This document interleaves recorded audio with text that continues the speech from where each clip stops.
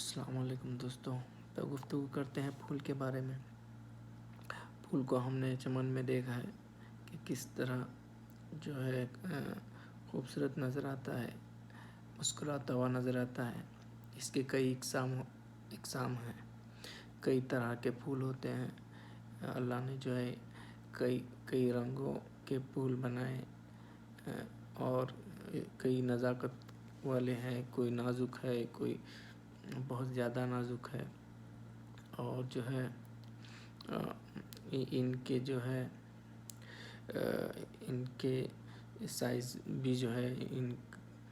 کچھ بڑے پھول ہیں، کچھ چھوٹے پھول ہیں، کچھ بہت زیادہ ہی چھوٹے پھول ہیں۔ اس طرح آپ دیکھیں گے کہ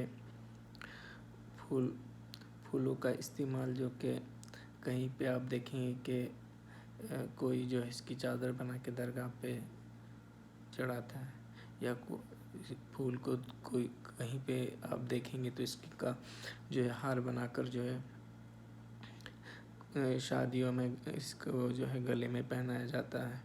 یا کسی تقریب میں، یا کسی اسپیشل اوکیجن پہ، اسپیشل مومنٹ پہ جو ہے تحائف دیے جاتے ہیں۔ اس کا گلدستہ بنا کے جو ہے لوگوں کو جو ہے تحفہ دیا جاتا ہے۔ جو کہ پھول کا اور ایک دوسرا رخ یہ ہے کہ ہم دیکھیں گے کہ پھول کے قریب میں جو ہے اب کانٹے جو ہے آپ کو نظر آئیں گے، تو اس سے یہ بھی ظاہر ہوتا ہے کہ اللہ تعالیٰ نے کہیں اچھی چیز بنائی ہے تو اس کے قریب میں جو ہے کانٹے بھی جو ہے رکھے ہوئے ہیں، اور جو کہ اگر ہمیں اسے حاصل کرنا ہے تو ہمیں یا تو تھوڑی بہت تکلیف ہوں گی، بنا تکلیف کے کوئی چیز جو ہے حاصل نہیں ہوتی۔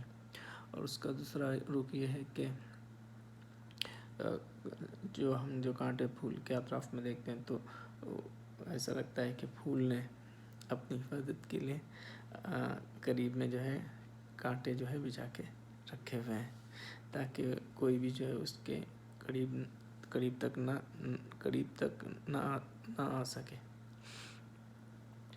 اور جو ہے